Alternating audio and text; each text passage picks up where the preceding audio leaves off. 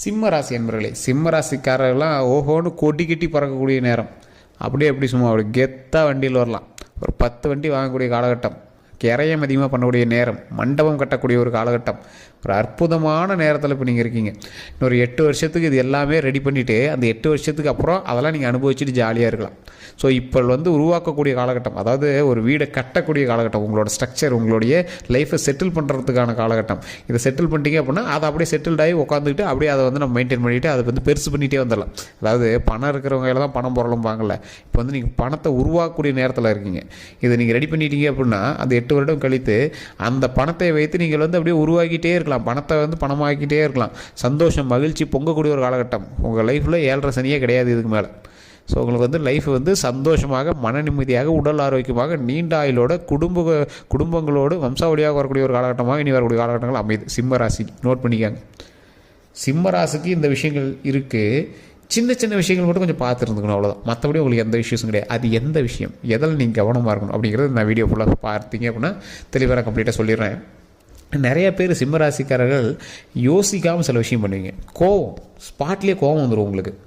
அந்த சின்ன சின்ன விஷயங்கள் மட்டும்தான் உங்களுக்கு பேக் அப்படியே கொஞ்சம் பின்தள்ளுற மாதிரி இருக்குமே தவிர மற்ற எல்லாமே உங்களுக்கு பரவாயில்ல தான். கோவத்தை கண்ட்ரோல் பண்ணுங்கள், உங்களோட உணர்ச்சியை கட்டுப்படுத்துங்க. தேவையில்லாமல் ஒருவர்கிட்ட சண்டைக்கு போகாதீங்க. பிடிச்சது தான் அடம், அதை பண்ணியே ஆகணும் அப்படிங்கிறது ஓகே தான். அது நல்ல விஷயத்தில் எது நல்ல விஷயம், எது சரியான விஷயம், எது கெட்ட விஷயம் அப்படிங்கிறதெல்லாம் எவ்வளோ பெரிய பிரில்லியண்ட்டான ஆளுக்குமே அது அவ்வளோ சீக்கிரம் தெரியாதுங்க. இப்போ நீங்கள் என்ன பண்ணுறீங்க, ஒன்று அடையணும்னு ஆசைப்படுறீங்க, அதை அடைஞ்சே ஆகணும் நீங்கள் போராடுறீங்க. ஓகே, நல்ல விஷயமா இருந்தால் ஓகே. அது எப்படி இருக்குன்னு உங்களுக்கே தெரியல. உங்களுடைய ஆசை உங்களை தூண்ட ஆரம்பிக்குது. ஸோ அதை கொஞ்சம் கண்ட்ரோலாக வச்சுட்டீங்க அப்படின்னா நீங்கள் எதை எடுத்தாலும் சக்ஸஸ் தான். அதே மாதிரி எதை எடுக்கணுங்கிறத யோசிச்சு எடுங்க. நீங்கள் எடுக்கக்கூடிய ஒவ்வொரு விஷயமும் நன்மையாக பிறப்பதற்கு வரக்கூடிய காலகட்டங்கள், வம்சாவளியாக வளர்ந்து வருவதற்கு மிகப்பெரிய ஒரு எடுத்துக்காட்டாக இருக்கக்கூடிய ராசிகளில் முதன்மையான ராசி சிம்ம ராசி. 2026 ஹைலைட்டான பர்சனில் சிம்ம ராசிக்காரர் ஒருத்தர்.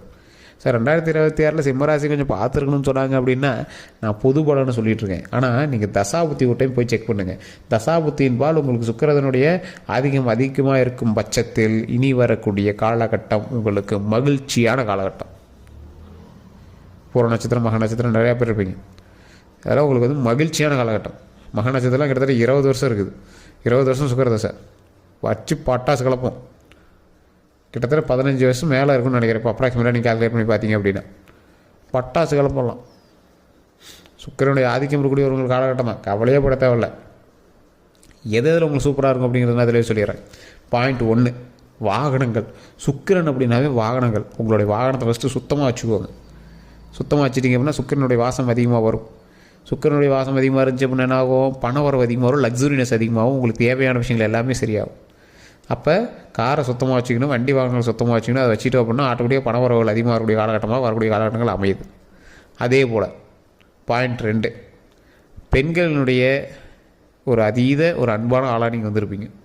இந்த காலகட்டம் சுக்கிரன் பெண்களை ஈர்ப்பு அதிகமாக இருக்கக்கூடிய ஒரு காலகட்டம். காதல் வயப்படுவீங்க, காதல் திருமணம் நடக்கும். ஸோ இந்த மாதிரி ஒரு பெண்களுடைய தொடர்புகள் அதிகமாகும். ஸோ இந்த மாதிரி காலகட்டத்தில் நீங்கள் கவனமாகவும் இருந்துக்கணும், கொஞ்சம் லக்ஸுரியாகவும் இருக்கும். அதே போல் பாயிண்ட் 3, இந்த சுக்கிரனுடைய காலகட்டத்தில் லக்ஸுரினஸ் எந்த அளவுக்கு லக்ஸுரினஸ், நீங்கள் பணம் சம்பாதிக்கிறீங்களோ இல்லையோ லக்ஸுரியாக இருப்பீங்க. வேறு ஒன்றோட பணத்தையாவது நீங்கள் பயன்படுத்தியிருப்பீங்க, வேறு ஒன்றோட காராவது நீங்கள் பயன்படுத்தியிருப்பீங்க. ஒரு லக்ஸுரியான லைஃப்பை நீங்கள் வாழக்கூடிய ஒரு காலகட்டம். பணம் சம்பாதிப்பீங்க, இல்லைன்னா சொல்ல, அந்தளவுக்கு ஒரு லக்ஸுரியாக இருப்பீங்க. கடன்கள் எல்லாமே கொஞ்சம் கொஞ்சமாக சரியாயிட்டே வரும். கடன்கள் எல்லாமே கட்டிகிட்டே வருவீங்க. நிலபலன்கள் அதிகமாக வாங்கக்கூடிய ஒரு காலகட்டம். சுக்கிரனுடைய அதிகமாக இருக்கிறவங்க லக்ஸுரியாகவும் இருப்பாங்க, நிலபலன்கள் அதிகமாக வாங்கக்கூடிய ஒரு காலகட்டமாக அமையுது. நல்ல ஒரு மேன்மை அடையக்கூடிய ஒரு அற்புதமான காலகட்டமாக வரக்கூடிய காலகட்டங்கள் அமையுதுங்க. இந்த ராசியிலே ஒரு ஹைலைட்டான பர்சன் யார் தெரியுமா? சிம்ம ராசியிலே ஹைலைட்டான பர்சனு பெருமாளை வணங்குபவர்கள் சிம்ம ராசிக்காரர்கள் ஹைலைட்டான பர்சனாக மாறுவாங்க. பெருமாள் வழிபாடு எப்படி இருக்கும், அதாவது எல்லா தெய்வங்களையும் வழிபடும் போது ஒரு மனித உருவில் இருக்கக்கூடிய தெய்வங்களை வழிபடுறோம், ஓகேவா? ஆனால் மனித உருவும் மிருகத்தினுடைய உருவும் கலந்திருக்கக்கூடிய, அதாவது வேறு ஒரு உயிரினங்களினுடைய உயிரும் கலந்திருக்கக்கூடிய தெய்வங்களை வழிபட்டால் டபுள் பவர். இது நிறைய பேர் தெரியறதில்ல. இப்போ ஒரு எக்ஸாம்பிள், சிம்ம ராசிக்கார யானை வழங்கணும், நரசிம்மர் வழிபாடு. மனித உடல், மிருகத்தலை, சிங்கத்தினுடைய தலை. அப்போ என்னது, இரு சக்தி அதில் இருக்குது. ஸோ அந்த சக்தி எந்தளவுக்கு மேன்மைப்படுத்தோ டபுள் மடங்கு செயல்படக்கூடிய ஒரு ஃபோர்ஸாக அமையுது. ஸோ அப்போ மனித உடலும் மிருகத்தலையும் இருக்கக்கூடிய நரசிம்மரை வழிபட்டால் சிம்ம ராசிக்காரர்களுக்கு யோகம் அதிகம். சார் சிம்ம ராசி வணங்குறாங்க, ஓகே. நரசிம்மர்லேயே நிறைய நரசிம்மர்லாம் சொல்கிறாங்களே, அகோபிர நரசிம்மர் சொல்கிறாங்க, லக்ஷ்மி நரசிம்மர் சொல்கிறாங்க. யார் சார் வழிபடுறது? நரசிம்மர் நீங்கள் வழிபட்டாவே உங்களுக்கு நல்லது தான். நீங்கள் மறக்காமல் நான் சொல்லக்கூடிய விஷயத்தை பேப்பரில் எழுதி வச்சுக்காங்க. ஓம் லக்ஷ்மி நரசிம்மரே போற்றி, ஓம் லக்ஷ்மி நரசிம்மரே போற்றி, ஓம் லக்ஷ்மி நரசிம்மரே போற்றி. சரி, என்ன சார் எந்த நரசிம்மர் வழிபட்டாலும் பரவாயில்ல, நீங்கள் லக்ஷ்மி நரசிம்மர்னு சொல்கிறீங்க. சார் தற்போதைய நிலைமையில் உங்களுக்கு வந்து சுக்கிரனுடைய ஆதிக்கம் அதிகம். அப்போ என்ன ஆகுது, உங்களுக்கு வந்து பணவரவு அதிகமாகுது. அப்போ நீங்கள் என்ன பண்ணணும், லக்ஷ்மி நரசிம்மர் வழிபடும் போது உங்களுக்கான தைரியமும் கிடைக்க ஆரம்பிக்கும், பணபலமும் கிடைக்க ஆரம்பிக்கும், செல்வமும் சேர ஆரம்பிக்கும்.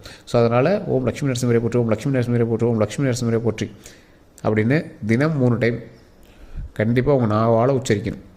காலையில் நல்லா குளித்து முடிச்சுட்டு சந்தோஷமாக சூரியன் முன்னாடி அப்படியே அமைதியாக மனசு அப்படியே ஃப்ரீயாக ஒரு 3 டைம் பெருமூச்சு விட்டுட்டு, நல்லா பெருமூச்சு இழுத்து விட்டுட்டு நல்லா ஒரு ரிலாக்ஸாக மூச்சு விட்டுட்டு அந்த இடத்துல ஓம் லக்ஷ்மி நரசிம்மரே போற்றி, ஓம் லக்ஷ்மி நரசிம்மரே போற்றி, ஓம் லக்ஷ்மி நரசிம்மரே போற்றி அப்படின்னு வணங்க.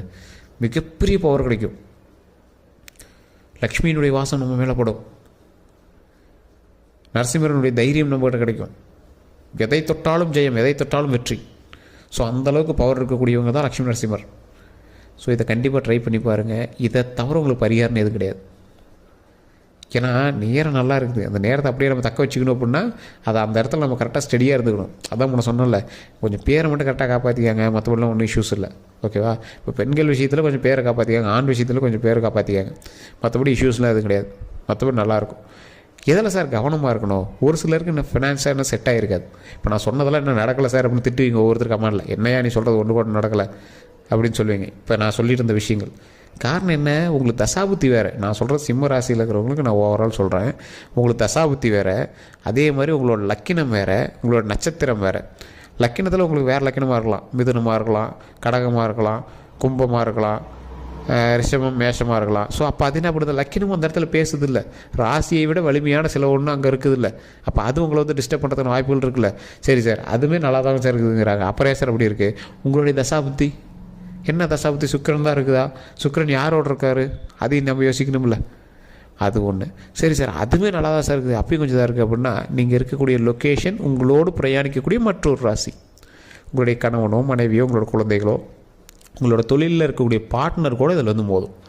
ஸோ அந்த அளவுக்கு தான் ஜோதிடம் பார்க்கணும். எது உங்களை இடிக்குது அப்படியே கால்குலேட் பண்ணி பார்க்கணும். எந்த விஷயம் உங்களை இடிக்குது அந்த விஷயத்தை நீங்கள் சரி பண்ணிங்கன்னா ஆட்டோமேட்டிக்காக நல்லது நடக்குது, அவ்வளோதான். இதுதான் வந்து ஜோதிடம்.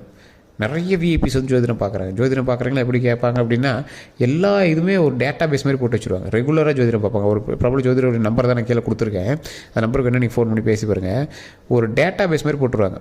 போன மாதம் இந்த விஷயத்தை நடந்துச்சு, அப்போ இந்த மாதம் வந்து அவர் கூட தொழிலில் பார்ட்னராக இருக்காங்க, அவருக்கு இப்போ என்ன டைமு, அந்த டைமை பொறுத்து தான் அவரோட அடுத்த பார்ட்னர்ஷிப் நடத்தணுமா வேண்டாமாங்கிறது. அந்தளவுக்கு நான் அக்யூரேட்டாக பார்த்துட்ருக்காங்க. பிரபலமான ஜோதிடர்கிட்ட தான் பார்த்துட்ருக்காங்க. பார்க்கக்கூடிய எல்லாருமே மிகப்பெரிய விவிஐபிஸ், க்ரோஸ் கணக்கில் டேர்ன் ஓவர் பண்ணுறவங்க. அவங்களாம் என்ன பண்ணுவாங்கன்னா இந்த மாதிரி ஒவ்வொரு விஷயமும் பார்த்து தான் பண்ணுவாங்க. ரொம்ப பெரிய பெரிய ஆளுங்களாம் பாருங்கள், எல்லா விஷயத்துலையுமே ரொம்ப டிவோஷனலாகவும் ரொம்ப வாஸ்துபடி ரொம்ப ஜோதிட ரீதியாகவும் தான் எல்லாமே பண்ணுவாங்க. காரணம் என்னென்னா, அப்படி பண்ணால் தான் அது நிலைக்குது. திடீர் பணக்காரலாம் வந்து அவன் கரெக்டாக மெயின்டைன் பண்ணுறதில்ல. கரெக்டாக அதை எப்படி மெயின்டைன் பண்ணணுன்னு ஃபுல்லாக ஆன்மீக ரீதியாகவும் ஜோதிட ரீதியாகவும் எல்லாமே கால்குலேட் பண்ணி பண்ணுறவங்களுக்கு மட்டும்தான் அப்படி இப்படி நினச்சி கொண்டு வந்துட்டுருக்காங்க. திடீர்னு வரவங்களாம் திடீர்னு இது பண்ணுறாங்க. ஸோ ரெகுலராக பண்ணிவிட்டு ரெகுலராக வணங்குபவர்கள் மட்டும்தான் ஆட்டோமேட்டிக்காக வந்து அந்த மேன்மைக்கு வரக்கூடியவர்களாக இருக்கிறாங்க. வரக்கூடிய செல்வத்தையும் தக்க வைத்துக் கொள்பவராக இருக்கிறோம். ஸோ இன்னொரு விஷயம் என்ன அப்படின்னா, இந்த ராசிக்காரர்கள் இறை வழிபாடு பண்ணுறது மட்டும் இல்லாமல் குலதெய்வ வழிபாடு கண்டிப்பாக பண்ணுங்கள்.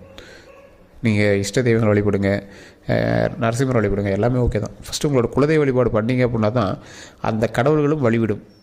மற்ற கடவுள்கள் வந்து உங்களுக்கு அருள் புரிவதற்கு குலதெய்வம் வழிவிடும். ஸோ இந்த விஷயத்தை வந்து கண்டிப்பாக ட்ரை பண்ணுங்கள். வேறு எந்த ஒரு ப்ராப்ளமும் இனி வரக்கூடிய காலகட்டங்கள் இல்லை.